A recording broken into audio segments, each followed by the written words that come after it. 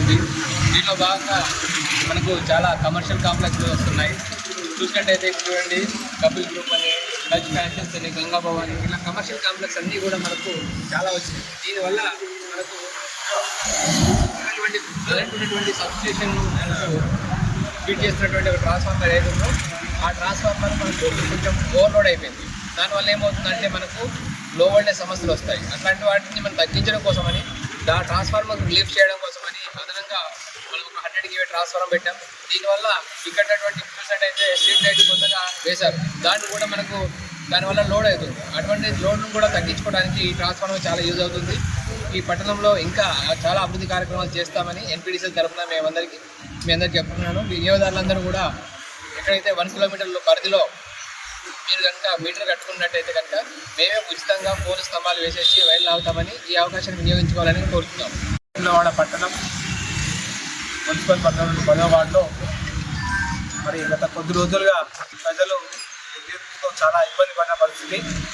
మరి స్థానిక కౌన్సిలర్ శివగిరి శ్రీకాంత్ మరి ఏదైతే ప్రజలకు వస్తున్నటువంటి విద్యుత్ అంతరాయాన్ని పరిష్కరించడం కోసం శాసనసభ్యుల గారికి చెప్పడంతోనే మరి సంబంధిత ఎంపీసీల వారి అధికారులకు చెప్పడంతో మరి కొత్తగా స్తంభాలు అదేవిధంగా ఒక 100 kV విద్యుత్ ట్రాన్స్ఫార్మర్ కూడా శాంక్షన్ చేసుకొని మరి వెంటనే పనులు పూర్తి చేసుకొని ఈరోజు ప్రారంభించుకోవడం జరిగింది. ఇట్లా వేములవాడ పట్టణంలో విద్యుత్ సమస్య లేకుండా మరి వినియోగదారులకు మంచి నాణ్యమైన విద్యుత్ అందించే విధంగా మరి గౌరవ శాసనసభ్యులు గారు కృషి చేస్తున్నారు.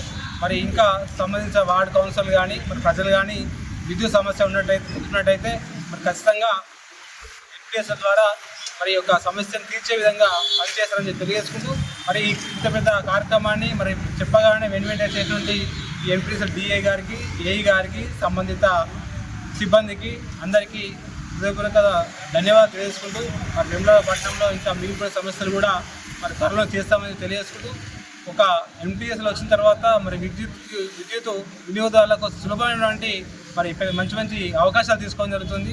మరి ఇప్పుడే డీ గారు చెప్పినట్టు 4,000 రూపాయలు చెల్లిస్తేనే 1 కిలోమీటర్ పరిధి లైన్లు కానీ స్తంభాలు వేసి మరి మీటర్ విద్యుత్ ఇచ్చే అవకాశం ఉంది. కాబట్టి మరి పట్టణ ప్రజలందరూ దీన్ని వినియోగించుకోవాలని కోరుకుంటూ మరి ఈ కార్యక్రమంలో పాల్గొన్నటువంటి గౌరవ డీ గారు, అదేవిధంగా ఏఈ గారు, స్థానిక కౌన్సిలర్ గారు, అదేవిధంగా ప్రజలందరికీ పేరు ధన్యవాదాలు.